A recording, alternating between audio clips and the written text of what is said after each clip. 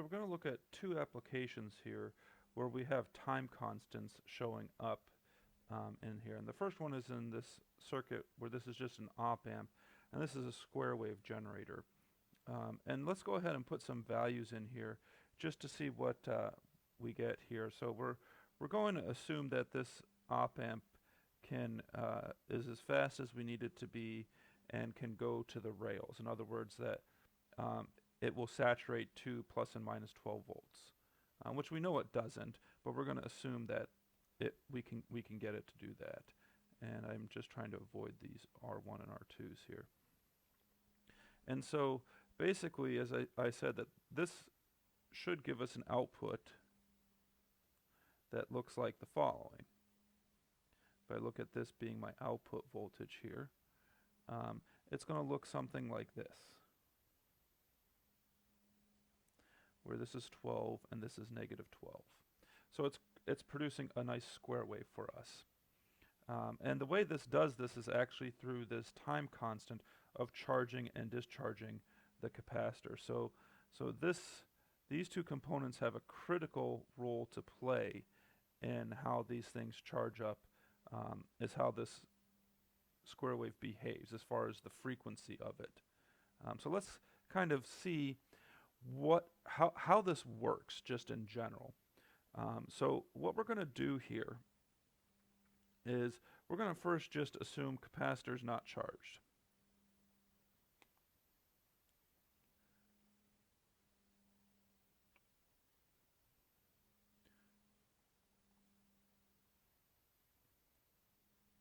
And we're going to go ahead and make life easy for us. We're going to go ahead and set these both. Let's just go ahead and set them both at 10 kilo ohms here. This R1 and R2 here. So I'll go ahead and make sure we keep this as R2 and R1 because we're going to write a couple formulas down. So the capacitor is not charged, but V out is equal to 12 volts. And you might say, well, wait, how could the output be 12 volts? Well, oftentimes, if you have powered up the op-amp, even if you don't have anything, if you have some circuit connected, it's going to be sitting at one of the rails, unless you have the circuit actually doing something. So this is sitting at one of the rails here. And is this the way I want it to be? Yeah, this is the way I want it to be. Okay, so capacitor is not charged, but V out is 12 volts. So let's just do something here. Well, first off, I'm feeding this voltage back to the positive terminal. So I've got a voltage division coming here. Now, the reason I made this just 10K and 10K is that makes life easy. That just means there's 6 volts back there on the positive terminal. Now, you might be tempted to say that there's 6 volts on this negative terminal, but we're going to kind of ignore. We're not treating this as ideal.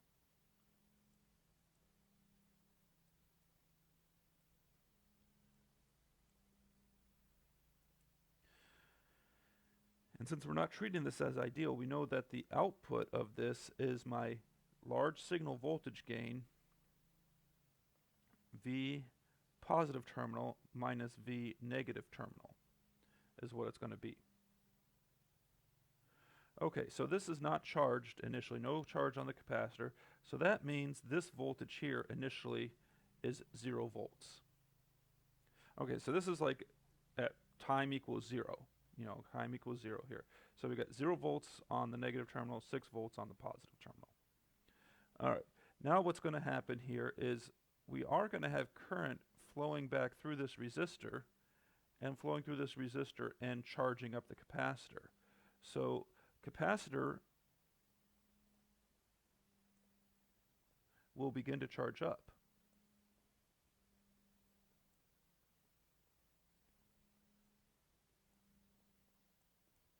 And if we kind of just think about how that would be charging up, the charging up would be a circuit that somewhat looks like this. We have 12 volts on the output, and we've got a resistor, and then a capacitor here.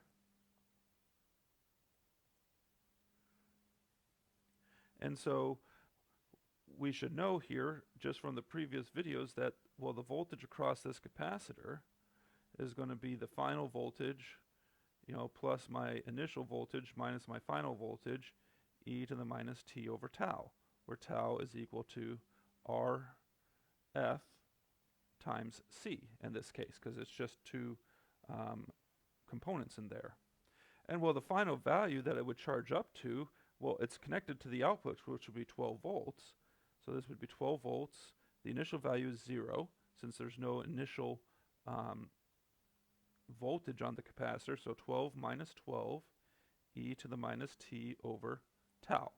Now, I'm not bothering putting any equations in for tau here, or putting any component values in there. So this is going to eventually, quote, charge up to 12 volts. But is it really going to get to 12 volts? Because what happens here is, let's just say this is charging up to 12 volts. So if it's charging up to 12 volts, this is eventually, let's just say it's going to be 6.1 volts eventually, or something a little bit over 6. But that means then that V out is this large signal voltage gain times V plus minus V minus. So this would be V out 6 minus 6.1, V out times negative 0.1 times A. But remember, A is like, it could be like 200,000.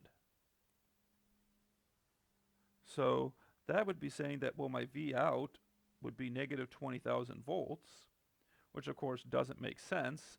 It would go to the rails. It would saturate to minus 12 volts. So basically what's happening here, if I draw in what's happening to the capacitor here, if this is 6 volts, the capacitor is charging up to 6 volts, and then as soon as it hits 6 volts, it's basically causing this to switch down to negative 12 volts. But now what happens here is now the output is not 12 volts anymore. The output is now negative 12 volts, which means this voltage here doing voltage division isn't positive 6, that's negative 6 volts. And then if I go back to this charging up circuit, well, it's going to, instead of be minus 12 volts, it's going to, instead of being 12 volts, it's going to be minus 12. The only difference is this is 6 volts. So we have that V at T is going to now be negative 12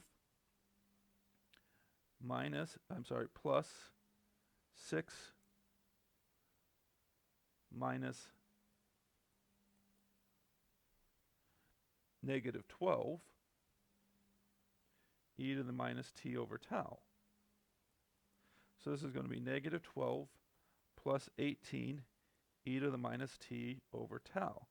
In other words, this capacitor is going to now start to discharge to 6 volts.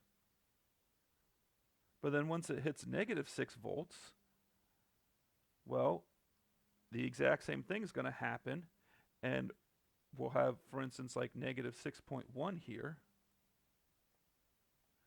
which is going to then give me positive 0.1 times A.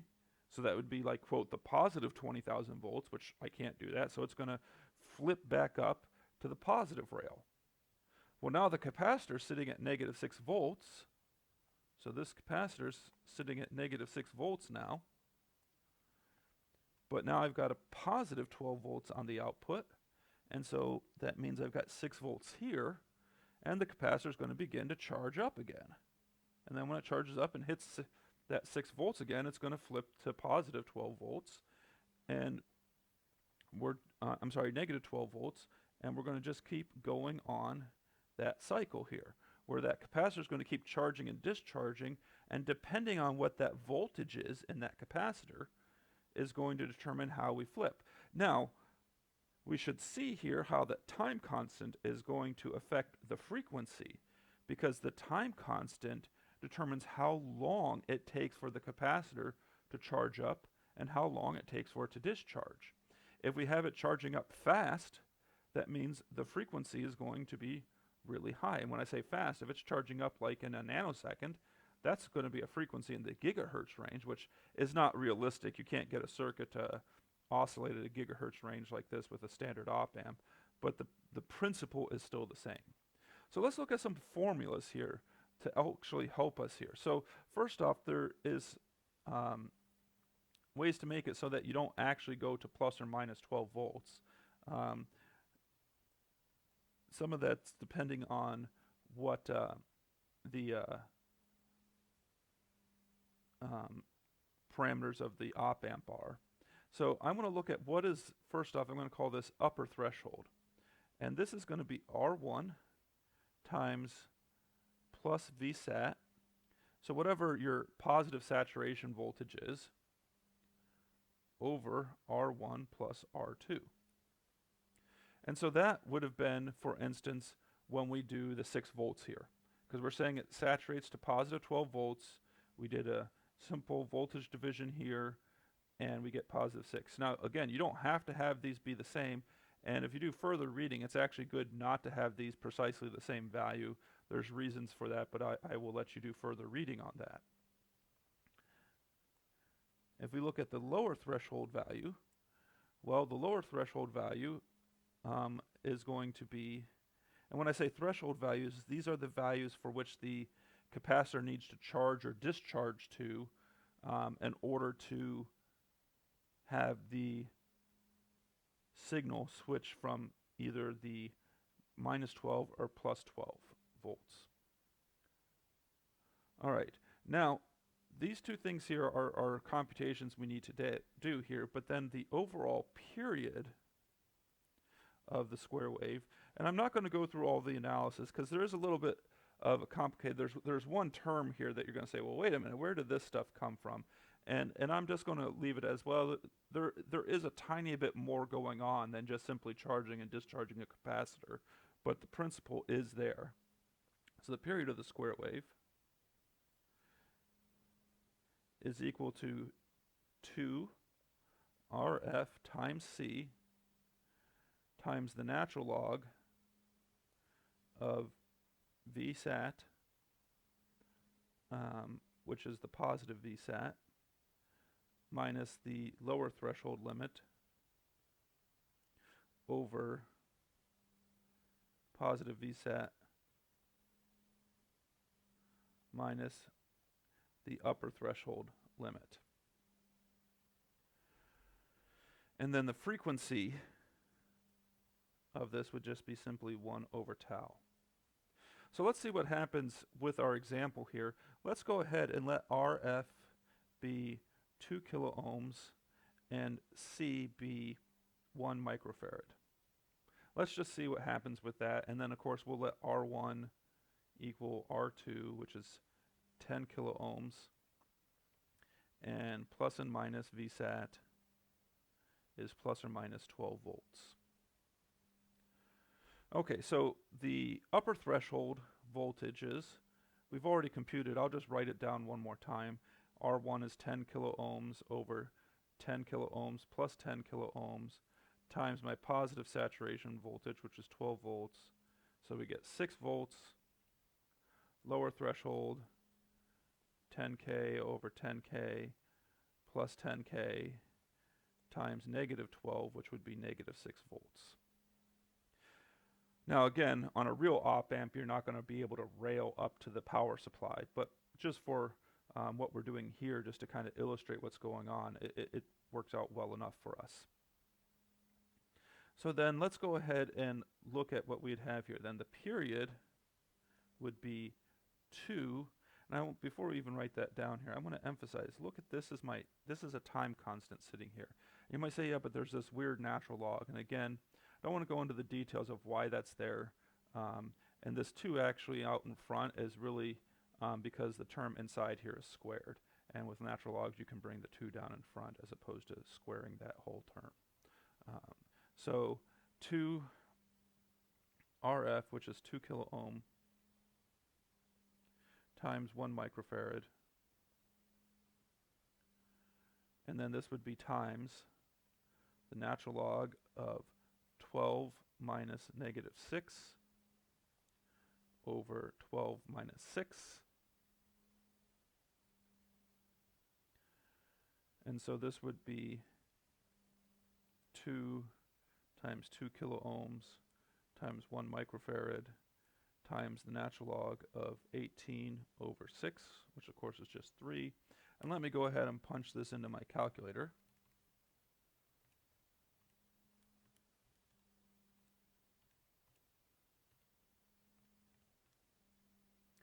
And when I do this, I get approximately 4.4 milliseconds.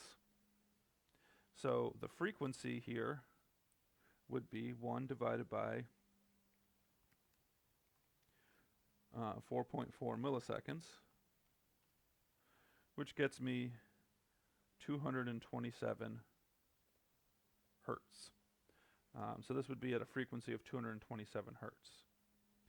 Now, I want to emphasize just one more time before we look at the next example, is that this here is that time constant we talk about, and the way this circuit works is a time constant on how fast this capacitor is charging up or discharging.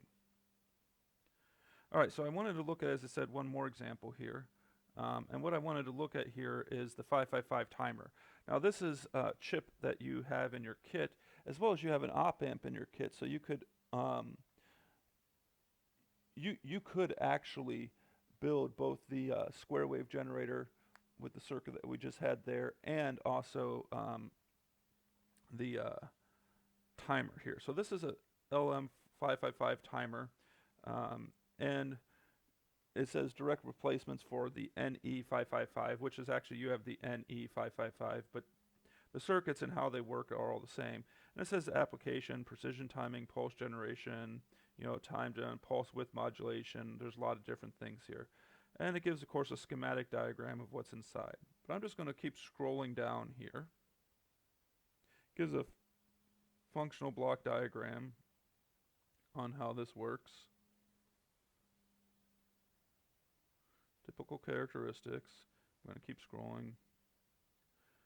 Again, how it works here. Functional block diagram. Okay, and then it is giving here some different operations here. This is what's called a monostable operation. And then there's the astable operation, which is the one I typically use. And you can use this to generate square waves. Now, notice here that there is a resistor A here, this resistor RA, this resistor RB, and then a capacitor C. And then there's this 0.01 microfarad capacitor to pin 5. If you read through it, it explains why this here. So if we read through this here, it says, in the circuit shown below, pins 2 and 6 are connected. It will trigger itself and free run as a multivibrator. The external capacitor charges through RA and RB. Hence, it's charging. That's the time constant for it to charge up, is RA and RB, and discharges through RB. Thus, the duty cycle may be precisely set by the ratio of these two resistors. In this mode of operation, the capacitor charges and discharges between 1/3 VCC and 2/3 VCC. As in the triggered mode, the charge and discharge times, and therefore the frequency, are independent of the supply voltage. So it doesn't matter what the supply voltage is saying, it's 1/3, the charge time is 1/3 VCC, and then the discharge time is 2/3 VCC. And it goes on, and actually I'll zoom in a tiny bit here, it goes on to give an example here with some actual components here, and it gives you some formulas here. Time to charge to output high is given by this equation T1. And so again, notice here we have RA plus RB times C. That's a time constant. And you may say, well, wait, there's this other number sitting out in front. Well, that number has to do also just with the way that the 555 timer works. And you can see it's the same number in front of there. We could go into the details of where that comes from, but I'm going to kind of ignore that for now. And then we can see here, well, T2 is just discharging through resistor B, and that's what it did in the description. So if it's just discharging, that time constant only depends on resistor B. And so it gets the total time here and then the frequency. So notice that there's this nice frequency here on how to get the frequency of the oscillation. So you could use that to set the frequency. And then here is something called duty cycle, which if you want it to be a square wave, you'd want this to be 50%. So you'd have to choose RA and RB in order for it to be 50%. And then it's showing here, some typical applications here. It flashes, this is in monostable mode, and you can look at the equations here. This is a put button or a switch to turn it on or off. And basically what this is doing is it's calling to flash an LED. So you're flashing an LED on and off. So it's not too exciting, but it's causing a blinking LED. And then it kind of goes into the details of that. It also talks about something like for frequency divider. So these data sheets have a lot of useful information in here, and they even have graphs. Then this one here I'm also going to point out, because we're going to talk about this in other courses here, is this layout guideline. And this is like if I'm putting a 555 timer on a breadboard, not a breadboard, on a PC board, and I want to etch it and everything, it's saying, okay, well here is where the chip lies. Okay? And then where should I place the capacitors? And it says standard PCB rules apply to route this. The 0.1 microfarad capacitor is in parallel with a 1 microfarad electrolytic capacitor, should be as close as possible to the LM555. And it says a ground plane on the bottom layer can be used to provide better noise immunity and signal integrity. And so that's what this, I'm sorry, this little pin, where's ground here? I can't see the ground on it. But basically saying if you have a grounding layer, basically to ground it to it. And sometimes, and when we get into a PC course here, PCB course, you'll see that sometimes you can just create a whole layer in a circuit board. And if you have multi-layered boards, that's what they'll have, is they'll have just a whole layer being ground. And they'll just connect things down to that grounding plane, and that's to help with noise and signal integrity. When we're doing some of our boards, we won't have that multi-layer ability to put a ground plane, but what we'll do instead is we'll just have a big chunk of copper that we leave that we don't etch off of the board, and that was what we'll attach grounds into for the noise immunity as well. But I like this just because it kind of, you can see how close you want to put the components to the chip when you're actually doing a manufacturing process. And if you ever look at PC boards, if you ever look at your motherboard or anything like that, anytime you see some kind of chips off to the side, you'll see a lot of resistor and capacitor, chip resistors and capacitors close to them, because again, those are standard PCB layout rules. All right, that's enough talking about that. I just wanted to show you two examples where time constants become an important role in a circuit that actually has real application. Now, of course, there's plenty of other instances where time constants are important, but I wanted to emphasize it here. So this actually wraps up the videos for this course. So this doesn't, of course, wrap up our discussion on circuits and electronics. The next course will be talking about how to examine capacitors, inductors, and resistors in AC circuits, and looking at essentially what's called the steady state response to it. And then we'll also be introducing things like diodes and transistors in that course as well.